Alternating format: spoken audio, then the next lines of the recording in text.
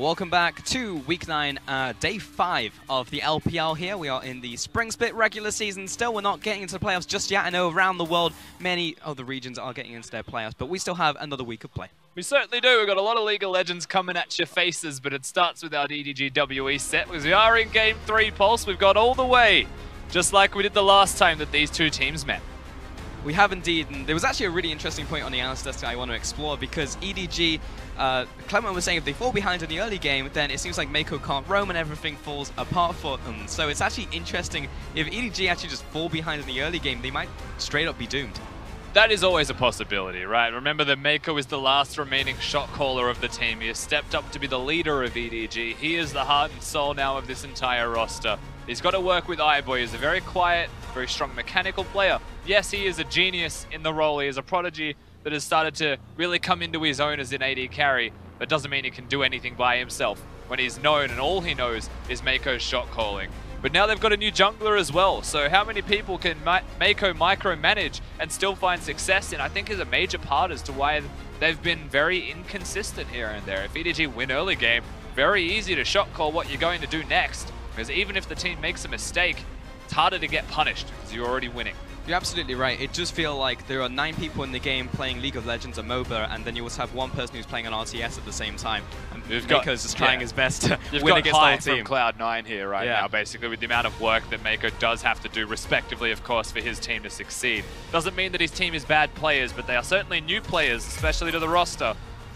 A lot has changed with the dynamic of EDG as a team. Not that it hasn't for Team WE themselves. Still not a very clean victory in the end for them. They had very good moments, but there was still some very big and major inconsistencies, especially that team fight we saw around Baron. With all of that said, it just means anything can happen in this third game between EDG and WE. And it's going to start off with the bans and the picks, of course. EDG will take away the Tamkench and the Karma. That's going to be responded by the Swain and Varus, ban out by Team WE. The Swain is, of course, as you would expect. The Olaf is the ban that is sure to follow. The Scion is gone from EDG. Looking towards the first pick in particular, EDG being on the blue side, they've prioritized the Sejuani in both games. They're not going to do that this time around. They have completely changed it up. This is a big change up for sure. Caitlyn's going to be taken away here actually by WE and rounds out the EDG bans with Scion. First pick of Xayah for EDG right here. And importantly, Olaf is still up. So if WE wants to just lock that one in right now for Magic, then they could absolutely do so. Why wouldn't you as well, right? With the Olaf available, Magic able to play that pick. You're expecting the Rakan on the opposite side too, so if they want to take away the Rakan, deny the duo, they could. Seems like even the Olaf's going to go completely missing in this draft. Things have just shifted. Olaf, you could go towards your Alistar if you wanted to, but why not pick your jungler now? There's a second pick, man. Yeah. It's probably just going to be the Olaf. I just wanted another couple of seconds to decide on the same champion. Swap to Tristana with 0 seconds left. I mean, the nice thing here is that Magic doesn't need to swap his champion with anyone since he just locked it in himself. So. Hey, there you go. That's the 200 IQ pick order. Exactly. But that will be the Tristana into the bottom lane for Mystic. So he's still on a very much a carry pick into the bottom lane. He is looking to be square and center for WE to try and win them this game. EDG will look towards the Sejuani, so not prioritized, but still picked up in the second phase here. And of course, it wouldn't be Xayah without Rakan. That'll be locked in here as well for EDG. Prioritizing, picking their own respective roles of the junglers in this game. Tristana should always go with the Alistar. There is a chance you go towards something like the Braum just because your lane opponent's there. Braum is very good into both of them, mainly the Xayah. But when you've got a Tristana, you can have the OG combo, you know, the level 2 all-in threat's still going to be there, still going to be prevalent. The rest of the map, it still scales up nicely. When you round out the team composition that WE have got for themselves so far as a 3-man unit, they could use some extra damage. But more importantly, they need some guaranteed crowd control. I'd love to see Xie pick up something like the Rise here. Let's see if he indeed does that. Team WE will take away the Camille here. They know that Ray can play it, so they're definitely targeting the top lane now for EDG. It's going to be a Vladimir ban as well towards WE once more. And we have this final ban out from WE. Let's see if it will once again be a Ray ban. There is still no mid lane pick, so they could also target Scout right here. Last time around, of course, we saw a Syndra ban from CA, which was very curious. I think the Xayah is better suited to that, so perhaps not going to be seen this time around. The Azir is something that you could look towards taking away as well. I will flag that Talia is open right now for Scouts, and that has been a massive pick for him. Definitely Indeed, true. it was banned in Game 1 and Game 2, and WE actually choose to ban away the Rise in this third game. EDG will take away the Gnar into top lane as well against 957, and WE, either they take away the Talia here, or I have a strong feeling Scout will probably take it. They may have actually got a plan in place here, Pulse, for the Talia to be seen from EDG. Of course, you can afford to go towards it, knowing full well that Shea could have a counter pick. So I think what WE have done here, and I like this, and I would hope that they're able to secure themselves at least a top laner, whether it's Gangplank or not, is hide their mid lane, dare them to pick the Talia, and then go for a, not necessarily just a counter pick, but something that better suits the team compositions here. So if it's something that you want to do aggressively, like let's say a Kassadin, then you could pick that. You could afford to scale through and start to out-team fight your respective opponent. At the same time, EDG could just simply lock in the Azir and try and avoid that trap altogether in case Shea had something cooking. And it will indeed be the Azir. There is always traps when you lock in Azir. If you've been watching the LCK, counter picks are everywhere. They're just abstract, something that you need to practice, not something that you would often see. The likes of a Xerath, Vel'Koz are things that you have seen as counter picks to it in the LCK. I have to see if Shea has got anything cooking. And that will be the Fiora once again. We saw it in Game 1, out from Rain. We saw the carry in Game 2, that was Camille. In Game 3, it's back to the Fiora in the top lane. Also into the Gangplank matchup once more. See if we can actually make this one happen, because it was devastating in Game 1. And that's the Cassiopeia for Shea. So we've seen it already in this series from Scout. Got him an MVP, in fact. Now Shea trying to do the same thing.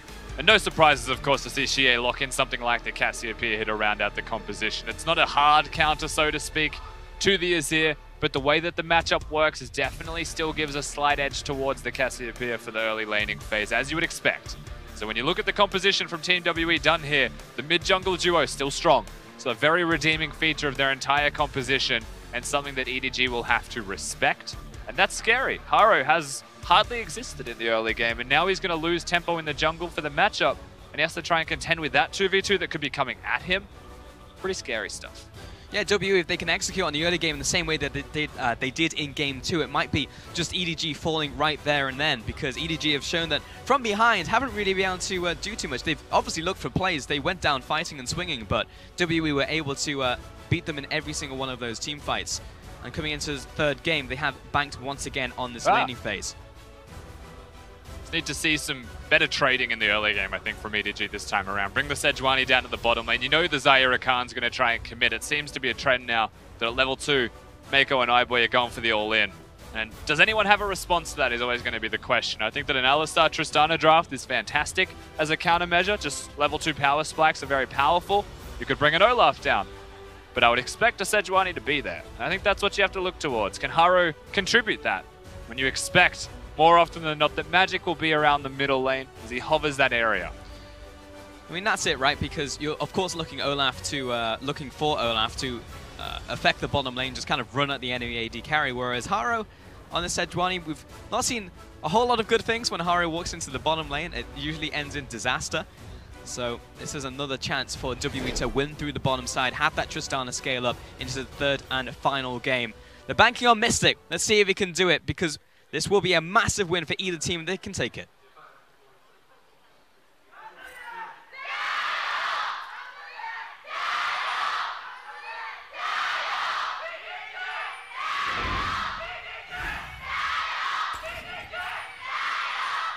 Still a packed house here in the LPL Battle Arena in Shanghai. Oh yeah, a lot of people have probably been here from start to finish just a couple hours ago. Because that IG set actually ended very, very quickly, so they probably didn't have enough League of Legends, so probably want to stick around for the EDG and WE set for sure. Yeah, don't go to the bathroom in an IG set, you might lose the entire thing. Ray also currently about to find himself Magic and Shea at level 1. That's not ideal for any level 1 trades at 1 minute. Minions already running to the lane. Top lane is awkward. Violence to end the violence. Ray. What does that? What do you reckon that means? Violence to end the violence? Yeah. It sounds pretty obvious. I don't know what it means directly for Ray, but also I can't quite understand what the turtle means. Yeah, we keep looking at the turtle. It's something between the turtle and Scout. Yeah. But like, what? I assume it's a stream meme that's probably come up. We can take a look at the keystones right here. Will be the Kleptomancy on both top lanes once again, similar to Game 1. And fleet footwork also on the AD carries. Yeah, identical Game 1 rune setups here for the top laners. Of course, Fiora is always aggressive towards a Gangplank, always wants to step up and hit him, and Gangplank will more often than not use the Qs on the Fiora, as she's not a tank, so that's meaningful damage, especially once you have the Sheen completed. So it's all about making money, and if someone else has Kleptomancy and you do not, you start to get outscaled. Have to take it in the top lane. Scout's getting run down now by Sheer. And He's landed actually the dead. next Noxious Blast. Scout flashes over the wall, but no. Sheer will follow. If that one had landed, he was dead to rights. But Sheer, both of those flashes have been burned in mid lane now. That was 2 summoner spells, however, for Scout in the mid lane, so losing that trade out indefinitely. He's going to try and hang around, has to use both of the potions. I'd rather be Sheer in this situation. Things have started off very well for the mid lane of Team WE. And knowing that there's no flash, knowing that there is no heal, you're just seeing a giant target put over there as a bullseye for Magic to sprint at. For sure, and you know he loves mid lane. On WE, he'll definitely come to that mid lane if he's not affecting the bottom lane. Now, Haro is actually in the bottom river right now. He's got level 3 and double buff, so we'll just try and get a bit of vision, a bit of control down here, and also be ready to respond just in case Magic was looking for a gank, but it's actually going to be the recall out here from Scout, and Magic is lower mana anyways. I can go ahead and take a look at the runes out from Rakan right here. Resolve second, taking Bone Plating, and Sorcery first, taking Ares. You know, more often than not with Rakans, you will see the Unsealed Spellbook to be secured. Reduced cooldown on your summoner spells is very nice to have for all in threat, but with a Xayah, you can afford to change things up to literally anything you want in the world. The reason that you can do that is because Xayah just makes you a good champion. Through having the increased range on the E is level 3, they're committing. Well, that was definitely unfortunate from Celestial, but they're still committing to this one. Mystic slowly flashes away, but the follow-up Mako kills him once again in Game 3. And Magic, he's here, but it's too little, too late. And speaking of good champions, Mako proves exactly why Rakan is that good. He just styled on Team WE. There was no way that they weren't going to get out with that kill and get to safety. That's highlight hunting from the Rakan this time around, and EDG set themselves up very nicely. Unfortunately, the gold does go to the Rakan, but they'll still take the free recall. They'll take the slight advantage as well and have a minion wave pushing towards them. Bit of a whiff there from Celestial. Lands the headbutt, then doesn't land the pulverize, and of course that's the counter engage from Mako. That turns into another kill into the bottom lane. This keeps happening in this series. You can see it again. Yeah, you'll see the headbutt. You won't necessarily get a chance to see the pulverize. He'll just hit the ground angrily after missing, and double knockup. Ignite's already in place, and there's still the dash to safety available from Mako, so he can flash forwards. He can get out perfectly fine. Yeah, really massive blunder there from Celestial. I mean, Olaf was just around the corner. Maybe they could have waited at the same time.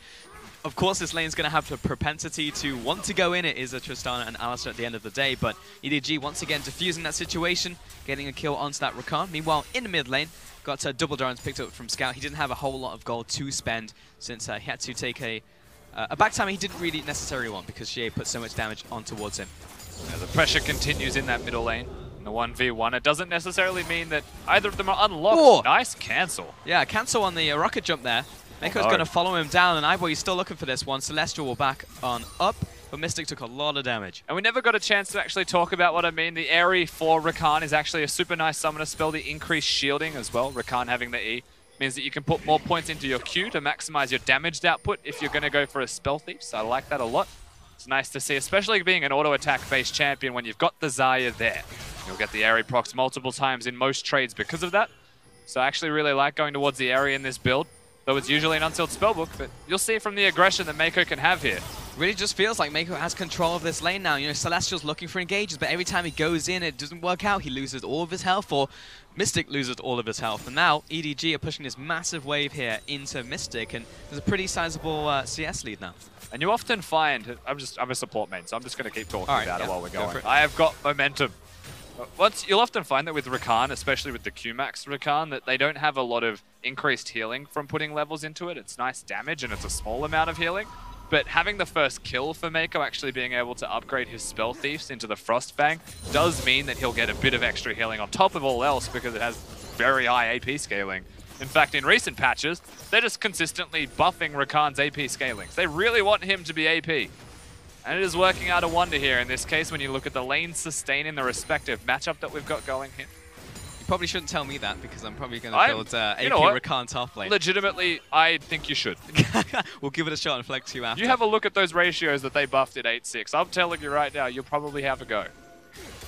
That does sound exciting. For now, we are still on 8.5 on current patch. I'm not seeing a whole lot of Kai'Sa, even though we have seen a couple games, which we've all lost, by the way. In the top lane, 957 is just trying to farm underneath this tower right now, and Ray constantly pushing him in, as to be expected. Again, Mako coming in for this engage onto Mystic. This time, the rocket jump does come through, but every single trade is going to be won by this bottom lane from EDG. Yeah, there's no way of pushing them around. They're being annoying. They're just a giant nuisance, and we have been spending a lot of time looking at the bottom lane, even the observers, knowing where all the pressure is, where the potential kill threats are. It feels like WE on the back foot, always at risk of dying at every given moment. The rest of the map, no junglers to be seen. Oh, forwards! Another engage, there's the Ignite coming down onto both AD carries, and Mystic, he's already dead. And now Celestial needs to get back to the turret without level 6 and the Unbreakable will. He'll manage to do so, but again, the AD carry is dead. Mystic 0 for 2. I respect what WE tried to do there. Mystic still has heal, but he was completely played for the fool by EDG. They were fully ready to have a counterplay in effect. You go forwards, we just flash away, we get all the feathers connect onto you, and you're just gonna die. And so now it's a second kill down there. Unfortunately, again, yes, it's still Mako that picks it up, but more lane control, more lane pressure, and not a jungler to be seen. More farm as well into that bottom lane. You're absolutely right. I haven't seen Magic for most of this early game, honestly. He's just been farming the jungle. He's level 6 very quickly, I will say. Ahari's about to catch up, but probably after this buff, in fact. But he didn't go towards the mid lane, didn't capitalize on Scout's flash being down. He's now got both summoners back up. Bot lane, of course, has been on struggle street, and he hasn't gotten to the bot lane either, running through. Just came in for the counter gank at the start of the game. And then, well, it was already over because Mystic was dead. And to have a no summoner spell Azir sitting in the middle lane, not to be able to get a gank off, to have an advantage in the jungle to not be able to invade and get some camps. I'm glad to see that Magic has looked towards the Ocean Drake, but by the time he got here, by the time he gave it any kind of attention, there's already a 2-0 bottom lane to deal with, and now they bleed over towards the Drake. The pressure now mounts in the opposite direction. I'd say he's a little bit too slow. EDG, they're already on the Dragon. That's going to take this one away. The undertow was cute, trying to find that steal, and Mystic's over the wall, but he's found Mako with him. Mako will back away, jump towards iBoy, and that will just be the clean Dragon take out from EDG here. Stolen from under the nose of Team WE, who leashed it to half health for them. And Ocean Drake does do a bit of damage as well, so what I like the most about that from EDG is the timing with which they got to the Drake. Olaf not in the best position health-wise, had to back away. A lot of respect paid, however, from WE on the opposite side. There was a blue buff on a Cassiopeia. Maybe not full items, maybe not in a position to just outright fight for herself at the moment. There's probably a bit that they could purchase. Perhaps that's why they back away. So far, it's just those 2 kills into the bottom lane for EDG, but the concern here from WE is that they're not currently winning, and, you know, it seems like the downfall from EDG is trying to play from behind. You know, they're not a team like BLG who are very practiced in playing from behind, but WE needs to try and get some sort of advantage, you know, around the next 5 to 10 minutes. Yeah, they need something. I think ultimately to give some extra in-game context as well, not content. There's pretty big content. It's kind of both. There's a lot of it on your screen. There's a Fiora into the Gangplank as well. The split pushing is always going to be a very prolific feature for EDG's comp. The 1-4 is something that they'll have a very strong time being in, with a Xayah Rakan, Azir to have the extra range as well, and a Sejuani to stand in front. That's just a super powerful 4v4. That's not something that you want to run straight at. WE actually, in a perfect world scenario, want EDG to run at them, to utilize the Cassiopeia the most effective way possible, utilize the Gangplank in the same way. But if the Fiora is winning, then the Gangplank can't be used. And if EDG are winning, they can just use the Azir damage. They don't actually need to engage. They can poke you out. They can take your structures when you have to recall. So with no early game from Team WE, it does start to feel like the makings of that is entirely possible. And Ray in this top lane, he's flashing forwards. He wants this to happen. Comes with the grand challenge and has found 3 of the vitals, trying to catch up. Doesn't have the flash, but does he have the range on the lunge? Flash away from 957. There's too many numbers in that name. We'll get the flash though. He will get out. He's able to trade in the end. I'll give that to Ray. That was aggressive, but it pays off. Just keeping pressure, keeping them constantly in the top lane. If 957 can't contribute, if he has to teleport back to top lane, that's a pretty good scenario here for EDG. He's going to walk. Ray's about to have his teleport up as well. So I like that from 957 as a response, however. The reservations, the signs of an experienced player. It's just exact timing that he really needed. Here comes Magic into the bottom lane. They engage once again, but the Olaf should tip the scales. Backing away is iBoy, throws out the Feather Storm. It's not going to be enough to save his life, though. Mystic gets that kill, and Haro, he's too late to the play. Yeah, that's so much better from WE this time around to get the kill. Mako was recalling. iBoy, I think, was just going to walk over to him, so the timing was very tragic, I have to say, from EDG's side. But the capitalization was there, WE. They play it correctly. They get themselves the kill. It's the AD carry that is focused, the AD carry that is taken down. So WE will manage to fire back, and I was just kind of expecting it to happen maybe earlier from Magic, you know? We're now 11 minutes into the game, and it definitely worked, and I feel like maybe 5 minutes prior it also would have worked. Maybe in one of the many engages that we did get to see from Celestial, but not to be seen, however, until 11 minutes in. But still, it was seen in the first place. You do get that glimpse now, and the kill goes over to Mystic. Unfortunately for EDG's side, we didn't see any of them go to iBoy, but Mystic will get the one kill that they have, and that is money in the correct pockets. Exactly. Shea is actually going to head up here, take away the crab, just try and get some vision over this Herald just in case EDG decides to try and make a play over it. Did expend a lot of mana to do so, however. Scout is pushing in this mid lane here, and Shea pretty much just charging up right now. He's got both of his mana items, so it's going to be good for the most part. Meanwhile, on the top lane, Ray is lying in wait just for a bit of poke, which he didn't win. You'll note that the blue buff has just spawned for EDG, so they could look over towards taking that if you want. Scout's actually about to solo it. And the reason that that's important, the reason Scout is soloing it, is you look towards the jungle support duo of EDG running around placing vision on the map currently, and they're setting up for the enemy blue buff. They've actually placed vision down. They were looking to find the Cassiopeia, who had low mana, in an attempt to go over there to secure that one. But EDG incorrectly timed the blue buff, actually believing, I think at first, that the timing might have been similar to their own. So they don't see Cassiopeia. She is able to get a free recall off. But I do like the idea, seeing into the mind of EDG there. For sure. They had the timing if Olaf started on blue, but he started on red. So, yeah, yes. Magic is just going to be able to defend this one. Scout moving up right now. Just sees the Olaf. Now backs away towards the mid lane once more. And Haro back into the bottom side of his jungle. It's pretty much just buff collection, making sure that he didn't really get aggressed on by Magic, who is making his way into the jungle right now. He certainly is. He's not going towards the blue buff. Perhaps this is unexpected from EDG, and they wouldn't be prepared to deal with this, and rightly so, of course, with the Cassiopeia being the first to rotate. And now these two could go together towards blue if they want, but constantly delaying the buff being secured. It makes you wonder, are they trying to time that buff with the Drake that is up in 50 seconds? That could be a good idea. Maybe last the duration of Scout's blue buff, get it for yourself, then have a window of opportunity with 15% AP as a bonus. And mana sustain is a bigger bonus overall. Well, jungle is still just butting heads over this ramp right here. You can see the bottom lane from WE actually moving up towards the Olaf. They can come in for another gank if Celestial is looking for the engage, but no, it will just be Magic backing away, giving over that blue buff to Sheer in the jungle. And Haru is coming over. Seems like he wants to contest something. He's clearing a control ward currently. You know, to go back into the junglers as well, at the start of this series, we was like, well, we need to look at these junglers, like, what are they doing for the team? Because they have been pain points for both teams, you know, coming into this split, and Haro is still trying to find his footing with the team, whereas Magic, he's a one-track mind. Move towards the mid lane, get those ganks happening, move towards the bottom lane, get those ganks happening. Oh, alright. That'll work too. That's just as, that's cooler. Maybe not necessary, but it was pretty cool. Yeah, I think you're right. I mean, the one-track mind is because it works. Yeah. I think an inexperienced jungler only needs to do one thing if they constantly win from it. Why not continue to do the exact same strategy that's proven to be successful? Right now, I think it's a lot of... And I get the vibe that Xie is controlling him a little bit more. He's trying to tell him what to do and where to be. And speaking of, Haru's probably been told to be bottom lane, but he's sitting on top of a ward. WE know that fact, but now EDG also know that everyone from WE is here. So it's a mind game, and we all know where everyone is, but don't tell them. And it's just, there's so many wards in this one. That's a bait. That's a real bait recall out from iBoy. Please engage on me.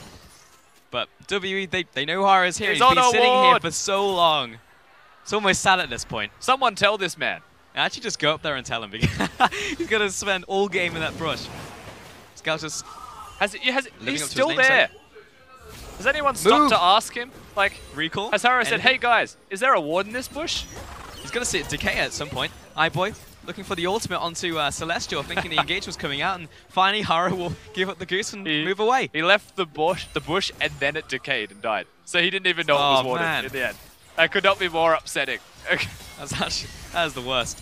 On the top lane, going to be a bit more damage out from Reyes. He's continuing to poke up the gangplank, and all those shenanigans down bot lane didn't necessarily turn into too much, though Magic is still in the area, unwarded, and has started off the Dragon with Sheer coming over. It will be this Ocean Dragon shortly going over to Team WE here, and Haro is going back to base. Does result in the Dragon being an advantage. Of course, Sheer had the extended duration of the blue buff. You just saw that fall off, as we mentioned. Third Drake, also going to be an Ocean.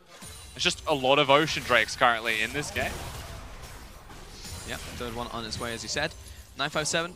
Still just farming in the top lane. He's got his Triforce already in around 16 minutes. He's gone Kleptomancy in this game as well. So in the money department, probably doing fine against this Fiora. It's just about how Ray can perform outside of the laning phase. Can he become that split pushing pressure that EDG need? And notice, of course, the turret on your screen has been chipped away at a little bit. It helps a lot if anyone comes up here and tries to have a meaningful push against it. That means that, you know, you can tell from just the turret's health that 957 has been under tower the entire game. He has no presence, he has no pressure. It means he can't contribute to teleporting very easily. If there is a Fiora in his face, it means that these fights should be 4-on-4 at most.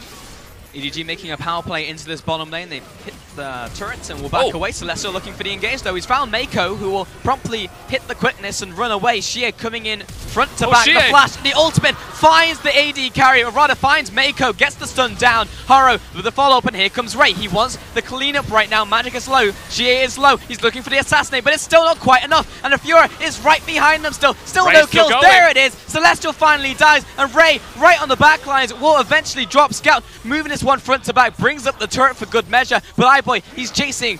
He's trying to get towards him, but he is but a Zaya. That will turn into a 3-4-3. Super messy trades, but the turret still goes over to EDG. They are the winners in the end. The first turret in the game to go down. They pressure it, they push it down, they secure it. There's a lot of control wards, there's a lot of vision in place from both teams. W in particular, look at the minimap. That's actually incredibly littered. The end result is still a win for EDG, however. Ray starting to warm up, really starting to warm up. Now, this all starts with Mako being caught out of position. It's forced, of course, by WE. The flash forwards, good flash from iBoy. And they keep chasing Mako. She actually has to flash forwards, I believe, there with the ultimate, and they still only get themselves Mako. The teleports come in, and from this point, they're trying very hard, Ray in particular, to get this kill onto Xie, but he lives for such a prolonged period of time. Great play from Ray, however, to riposte, flash to close distance, and get himself out, and he's kiting. He's playing goalie, he's keeping them away from getting to their own base. He's defensive right there, and unfortunately, he is still going to die because his damage isn't all that significant this early into the game yet. But it was really about him just corralling the enemy team back into his own team. But it ended up in a 3-for-3 in the end anyways for both teams. EDG did manage to pick up the first tower off of that though, so the advantage does lie in EDG's hands. Now, we will have both of these duo lanes moving back up to the top lane. And there will also be pressure over this Rift Herald as well for both teams if they want to try and move towards this one. Scout just pushing in this mid lane, and we'll have the top lanes go once again into the bottom lane. But you know, it will be harder for Ray to push up now past the river. We are at a point in time as well where the rapid fire cannon is completed for EDG. They're starting to feel a little bit more empowered for themselves. 2 full items compared to the 1 of Mystic. It doesn't matter too much when Mystic's got his Q available, so the attack speed's still there on an IE rush. It's just that it's nice to see that, of course, they're utilizing the power spike timings to continue to snowball, try and push further, get some extra turrets, and that iBoy has decided to go towards the rapid fire cannon. He hasn't changed his build-up to go for damage or anything like that. He's actually committed to the excess range that can be provided from rapid fire cannon against the Tristan or against the Gangplank and against the Cassiopeia, who are all a little bit higher range than he is. You definitely want to stay out of range of that, and especially Olaf, who's going to be running straight towards him as well. It's going to help him just a little bit when he's chasing people down. He was a sad tire at the end there, couldn't quite reach the members who are running away from WE, so all going to help towards that regard. About 20 minutes into this game, we've had a very prolonged laning phase for sure before we broke the first tower. But we will have the laning phase resume in the top side as Haro is about to be sandwiched in by Magic and Xie. As Ragnarok being used, did not want to be on the receiving end of that volley of fire coming in from the Azir. Meanwhile, on the top lane, Celestial taking a lot of damage. It's not going to be the kill here. He was holding on to his ultimate. So much poke from EDG, and I really do like that they prefer to go towards Celestial first. There's Ocean Drakes across the board, so he will be able to regenerate his health, but threatening the person who wants to threaten the engage is a great way to actually navigate through trading into this mid-game stage when items are completed. He's still going to be a relatively squishy member of the team, even though he's Alistar. It's an ultimate base champ. For sure. And moving into this top lane, Haro arriving on the scene, as is Scout. Got the cavalry arriving soon from WE, only just now. Magic is sprinting towards EDG with this minion wave dissipating. They choose to back away, but that tower on its last legs. You get the Predator out, you get the split push available for Ray as well, who's completed 1 item and wants the Trinity Force. And EDG are in a window of opportunity where they can siege if they want, utilizing iBoy and Mako, but they don't really need to threaten with extra members being brought about. All of the rest of them are just playing defense and preventing WE from engaging. So ultimately, they want to buy time for what has just been completed for Ray, and that is the Trinity Force. 2 items now will be a major threat in that side lane. 2 items has also been picked up by the Gangplank though. He has his own Sterix Gauge just to really survive in the side lane against Ray. So they will be meeting each other. Meanwhile, in the mid lane, we've got that Abyssal Mask and the Seraph's Embrace out from Sheer. On the opposite side, Nash's Tooth and Void Staff completed. So pretty hefty item specs across the board. Certainly is. Of course, whilst 957 has gone towards a Sterix, it doesn't necessarily save him from Ray sprinting in his face. Good riposte on the barrel, but still gets slowed, in fact. So, yeah, he'll get away from this one. 957 able to disengage, and Ray will just have to meet the mini wave and slowly push it to the tower. And once again, just be that threat on the side lane here from EDG as they are still continuing to pressure the top lane turret. They want this last outer turret to go down. It was just a cheeky opportunity to kill, and you're right. The top lane turret is the next place that they should be looking towards. EDG will be setting up for the next minute odd whilst they try and prepare for this as well and force WE back through vision control. Haro is the shining example of exactly that. So they will be able to secure themselves the objective from some nice control of the map. There it is. Last one going down. Mission complete out from EDG, now pushing up into the top lane. They've pretty much got everyone here. The whole family's together. Magic getting caught out by Hara right now, so much damage coming in from Scout as well. Celestial getting caught off the back end, and that's Ragnarok having to be used defensively again from Magic. The Ragnarok also is the Alistar ultimate gone. One of the 2 big ultimates that they have for being a tank, for being a frontliner, is now removed, and WE find themselves with a Baron available, respecting the Baron so much that they choose to back away. That was a Scrying Orb used to clear a Scrying Orb. That's how much they are putting priority towards the control of the Baron area. There's an Ocean Drake up. It's a second Ocean Drake if anyone would like it. But no way they're going near it. Oh, it looks like a pick is about to happen as Celestial has to flash over the wall, but there's the flash from Hara, and in fact, iBoy is the one to pick up the kill. Yeah, Hara didn't need to flash there, but he was better safe than sorry when they secured themselves the kill, and suddenly the Alistar is gone by the vision that has been forced from EDG. They're walking a very greedy position, however, is Haro. He gets himself out to safety. EDG just sitting in that brush behind red buff. Eventually someone's going to walk through here. Eventually we're going to pick up at least a pick, and then we can move towards the Baron because Celestial is down, trading in the bottom lane. Ray looking towards 957, pops the ultimate just to try and defend himself, and Ray's going to be happy with this because on top side, Baron's about to go down. Magic over the wall, he doesn't have flash. No flash. It's going to have to be an undertow steal, not going to happen. Now he's just under threat. Knockup coming in from Mako. The follow through from Scout as well is huge, but they'll just choose to back away. Baron in hand to all 5 members. Yeah, with no flash available, the only threat they had for the steal was a Q and an axe being thrown from Magic, and even then you're left wanting for more. So they knock him away. They use the Azir ultimate. Better safe than sorry once again is EDG. They secure themselves a very big objective. We mentioned this in game 1, but having a Xayah composition, being able to step up and take away turrets from your opponents is so difficult to do. So getting yourself the Baron makes it significantly easier to be able to do that, to enable that strategy in your composition, provide siege. However, WE's composition also wants them to come towards, if find EDG engaging onto them, they usually will say, fantastic, let's do it. They'll take the fight. Yeah, that Cassiope is going to be absolutely devastating if he lands that multi-man ultimate onto EDG, but for now, with this Baron buff, they are able to push up these lanes, shove them all in, get themselves a second dragon, which will be the Ocean Dragon once again. We'll see what the final one will be before Elder. It's going to be Mountain. Of course. It's going to be Mountain Dragon. Ray in the top side, about to be collapsed on. Magic has found him.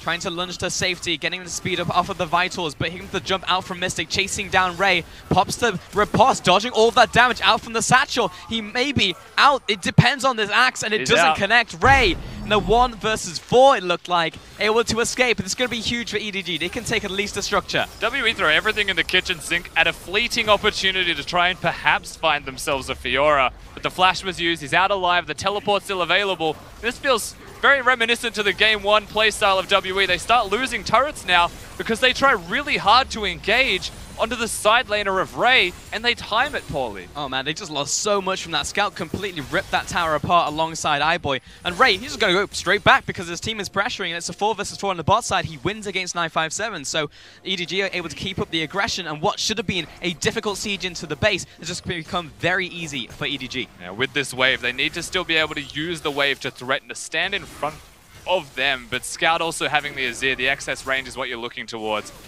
There's no real opportunity to just go forwards to hard engage. It's more about getting the inhib. That's the ultimate goal here is top. 1v1, and Ray is about to take the tower shot. It's the 1v1 outplay. I'll be honest, it was a 2v1 in the end because that tower did serious work, but in the bottom side, EDG did take the inhibitor. And it didn't matter too much. You'll take the outplay, you'll take the solo kill if you're 957 for sure. Ultimately, the 4v4 is still a victory from EDG. It just would have been the icing on the cake if Ray was able to find himself with the solo kill onto 957, but not to be. However, the inhib will. I'll be honest, the difference was probably the executioner's calling that came out from 957. Didn't get the same amount of healing that Ray really wanted from this one, but we can see this one from start to finish. We'll see if that actually came into effect. The executioner's calling will mean a great deal, of course, but the vital procs here on the ultimate is also something you have to look towards. It seems like he's not going to be able to get them. The fourth one just sitting on the wall. 957 plays that out actually very well. Hitting kegs, hitting Q, maximizing his damage output, while standing on a wall, preventing the fourth vital from being hit, meaning that he's able to survive. As a critical thing against the Fury, if you find yourself being challenged... Hug the nearest wall. Find the nearest wall and just hug it for dear life, and then run away. Don't call for your jungler, call for the terrain to move to you. It's more important. Yeah. Preventing that last vital, so that will be the outplay there from 957. But for now, EDG will space out around the map once again. They will actually move Ray into the bottom side just to accelerate these super minions. Just kind of pat them along, pat them on the back, move them into the base, and Azir will move into the top side. So we've kind of got the makings of a 1-3-1, but EDG are about to collapse into the top lane. It's it's like it's a 1-4 with 3 in rotation. The 3 are a roaming war party at the moment. It's also interesting that they've decided to put the Fiora towards the bottom side. Of course, the teleports are still there. But it seems like EDG have acknowledged the fact that they feel stronger in this 4v4. They actually feel more content taking down structures as a group of 4, opposed to putting Ray in a position to do that, even though he's been doing very well in his one-on-one. Of course, he did just die, but for the most part, he's been controlling turrets and getting turrets down. It means that they want to accelerate the pace of the game, again, just that little bit more. If you're comfortable doing that as a 4-man unit, then you are very fed.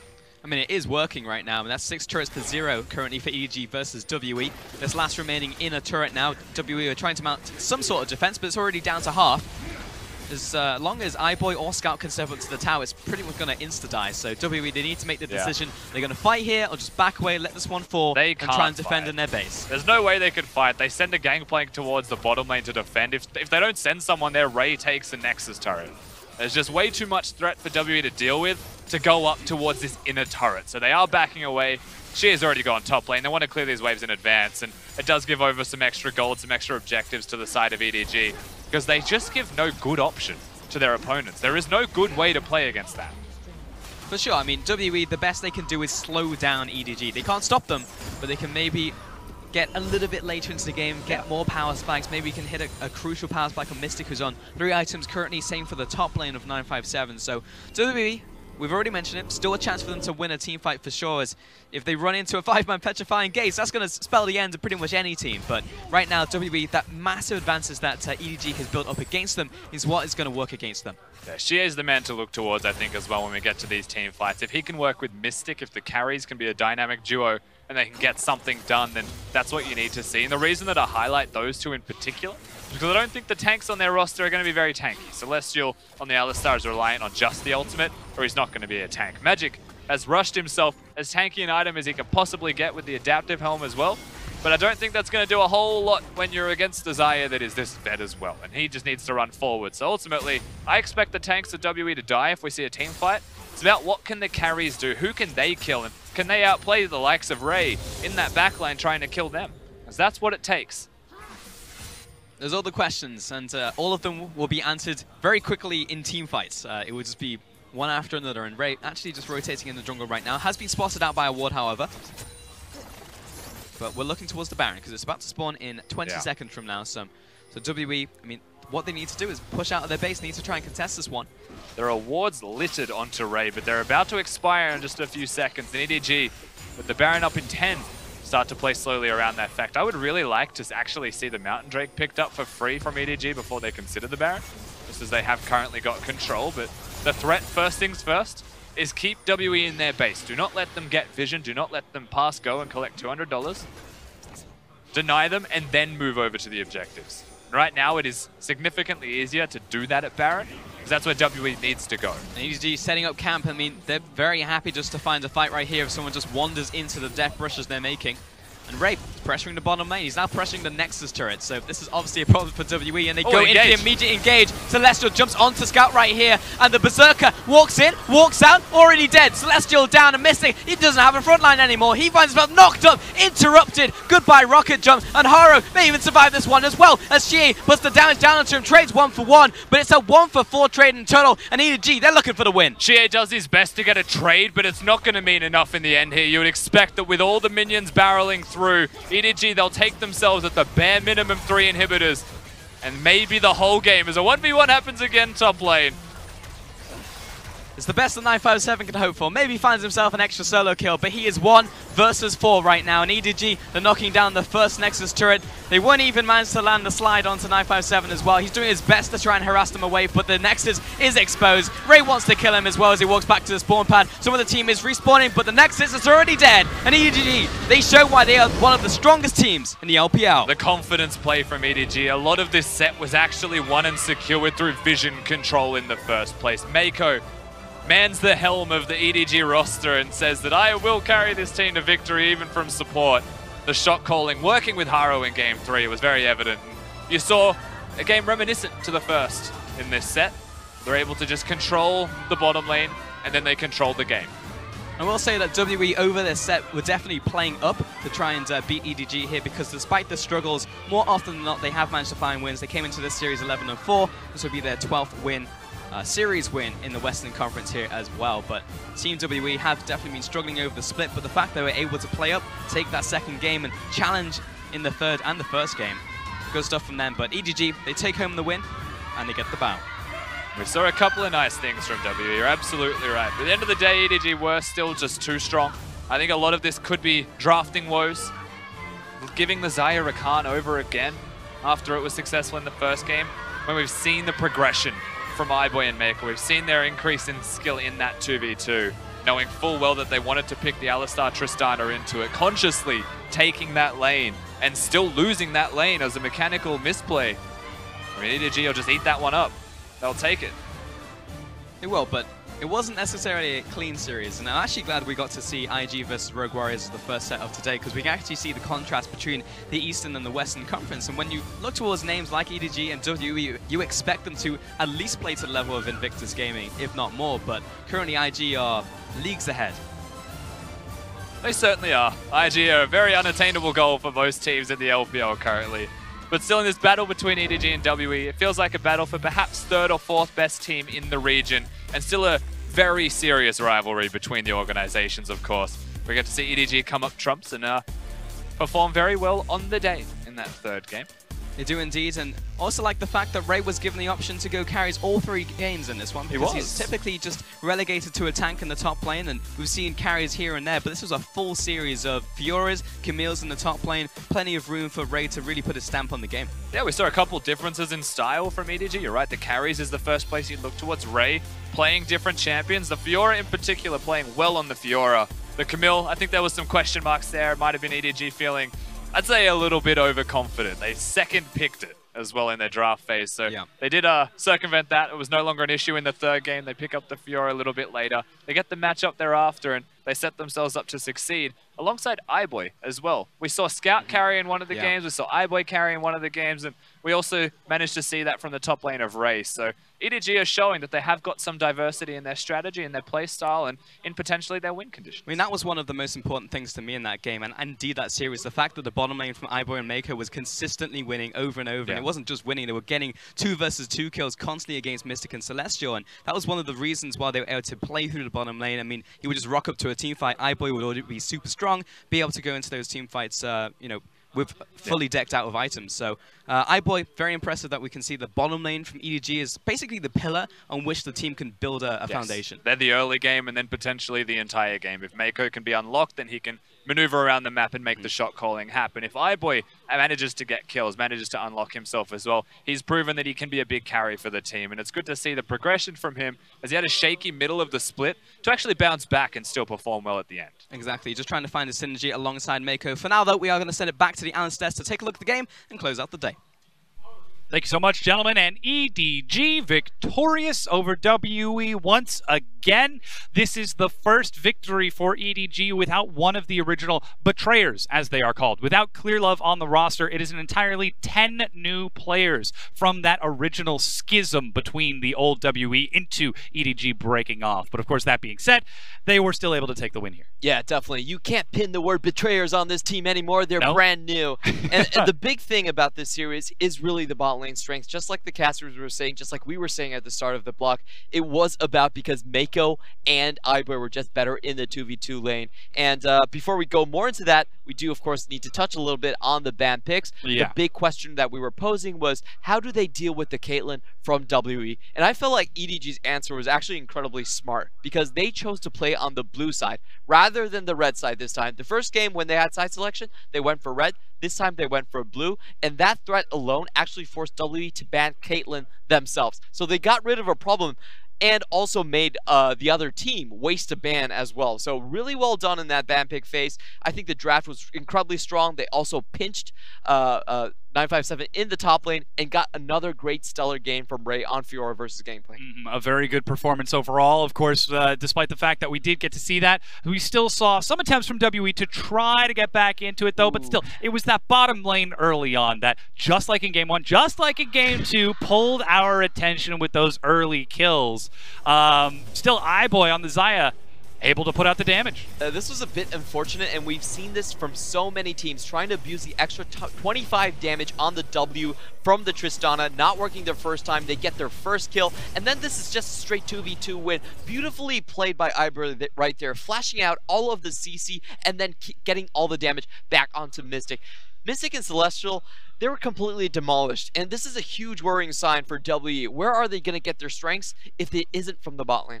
And then, of course, the fact that not only is it a strong bottom lane from Team EDG, but Mako. He's the shot caller. He's the captain. He provides direction. The question that we kept asking ourselves for EDG when they lost Clearlove is, who takes ownership? Who takes the direction in this team? All eyes went to Mako, and it's when we see him do that that they succeed. When he is able to play the likes of Rakan or champions similar, who can just force engages and force fights. Yeah, any team that wants to defeat EDG, I feel like, needs to have a very solid bot lane. They need to be able to shut iBoy and Mako down. Both of their best players are in the same lane. It's basically hitting two birds with one stone if you get the trick done, but if you don't, then Mako's all over rampant on the map and everything's burning down. Once he's just able to roam and turn it around. That said, the late game team fight, the one that turned it around, also came down to the execution that we saw. I believe it was Mystic leapt into the fight and then immediately flashed back on Tristana. We've seen that play a couple of times from him, and if you compare the bottom lanes when iBoy and Mako are on fire and contrast that with Mystic on the other side, doesn't exactly look too hot for WE, especially considering this is a World semi-finalist. Yes. He went to Worlds 6 months ago, and then he leaps into 5 people. Yeah, it's a lot of regression coming up from WE. Like we said again, this used to be one of the strongest lanes in the LPL, the second strongest lane just behind Uzi, but right now it's kind of in a burning fire. A bin? Use the there's other words for the bin. A bucket. But overall, I feel like WE's problems, they're a bit too easy to read at this point. Everybody knows that if you don't let Shia get kills in the early game, then nothing happens in the side lanes. 957, I'll give him 3 champions, okay? He has a Vladimir, but Vladimir doesn't fit their comp most of the time because he's very slow champion off of the teleport. So he has basically 2 champions. And teams that can play a split pusher and can beat their bottom lane and can play safe in the mid lane, it's not that hard to do at this point. So I really do need to see WE show some promise if they are going to go far in the playoffs. Well, they've certainly got some time to grow, though, but they did just learn a lesson as Mako led EDG to victory. He takes our man of the match on the likes of his Rakan. At 2-1-6, we're actually going to get a chance to speak with him in just a few moments. Oh, yeah, I can't wait for that interview. Great plays in the bottom lane, great individual saves, also showing a bit of innovation with the airy Rakan right here. And I think there's a reason Rusty put him on #1 on the support list right now. He's good in the 2v2, he's good off the roams, and he can call for your team. There is no other support in the LPL that actually controls the entire flow of the game like Mako does. Well, we'll actually get a chance to hear from the horse's mouth in just a moment. That said, we've got to take a quick break, make sure his headset is all nice and comfy before we get a chance to. So don't go anywhere. We're going to get an interview with Mako in just a bit.